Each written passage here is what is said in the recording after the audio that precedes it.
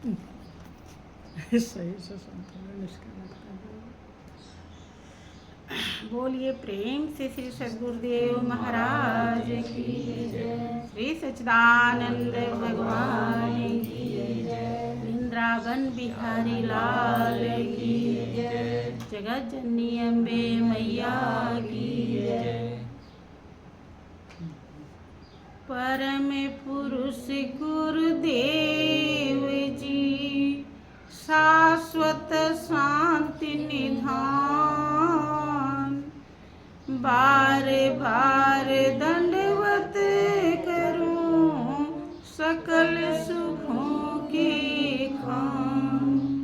एकम नित्यम विमल अचलम सर्वधि साक्षी भूतम, भावातीतम त्रिगुण रहितम सद्गुरु त्वां नमः।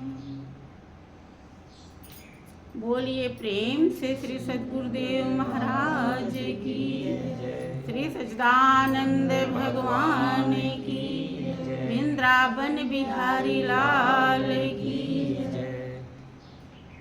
बोलिए प्रेम से सब संतों की जय। प्रेमी सज्जनों, वास्तव में कड़वा सच है, जब कभी हमारे जीवन में सत्संग का अवसर मिलता है, हम जीवों के बहुत बड़े भाग्य होते हैं। यहाँ तक कि महापुरुषों ने अपने अनुभव को व्यक्त किया कि बड़े भाग्य पाइए सत्संगा और बिनहि प्रयास हो ही भवभंगा। बड़े भाग्य से सत्संग मिलता है और बिना प्रयास के अगर सत्संग मिल जाए तो कोई प्रयास करना नहीं पड़ता, कोई उपाय नहीं करनी पड़ती, यत्न नहीं करना पड़ता। भाव माने दुख, भंगा माने समाप्त हो जाता है। लेकिन कब? जब सत्संग मिल जाता है। आप सभी लोगों को कुछ दिनों से, कुछ सालों से सतगुरु का सानिध्य मिलता आया है, लेकिन अपने दिल से पूछें, क्या सत्संग मिल गया? तो शायद आज तक यही दिल ना समझ पाया हो कि सत्संग मिलना किसे कहते हैं। जब यही नहीं समझ में आया तो मिला कहाँ से? एक ही शक्ति है, समझिए, जो जब सृष्टि नहीं रची गई थी, कोई युग नहीं बना था, तो भी थी, और युग बन गया, सृष्टि की रचना हुई, तो भी वो शक्ति है, और जब सृष्टि समाप्त हो जाएगी तो भी वो रहेगी। उस शक्ति का ज्ञान कराने वाले सतगुरु होते हैं, पहचान कराने वाले सतगुरु होते हैं। किसने अपने अनुभव को व्यक्त करते हुए दुनिया वालों को समझाया? वही मालिक सबके अंदर आत्मा के रूप में स्थित है, और उसका दीदार हो जाना, पहचान हो जाना, ये आत्मज्ञान कहलाता है।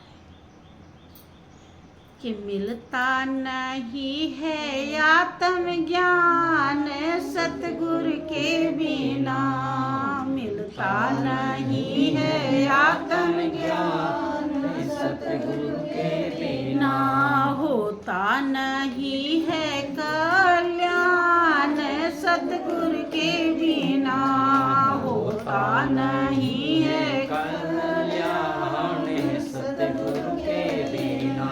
सतगुरु जब तक जीवन में नहीं मिले, किसी को स्वयं का ज्ञान नहीं हुआ। आप क्या हैं? हाड़ मांस के पुतले हैं कि इसके अलावा कुछ और है? जब तक सतगुरु नहीं मिलते, ज्ञान का आईना नहीं देते, टेक्निक फार्मूला रास्ता नहीं दर्शाते, तब तक आपकी वो शक्ति जिसके द्वारा आप आबाद हैं, जिसका कनेक्शन कटने के बाद आपके जीवन में कुछ नहीं होता है, पूरी दुनिया समाप्त हो जाती है। उस शक्ति का बोध सतगुरु कराते हैं और वही सत्य है।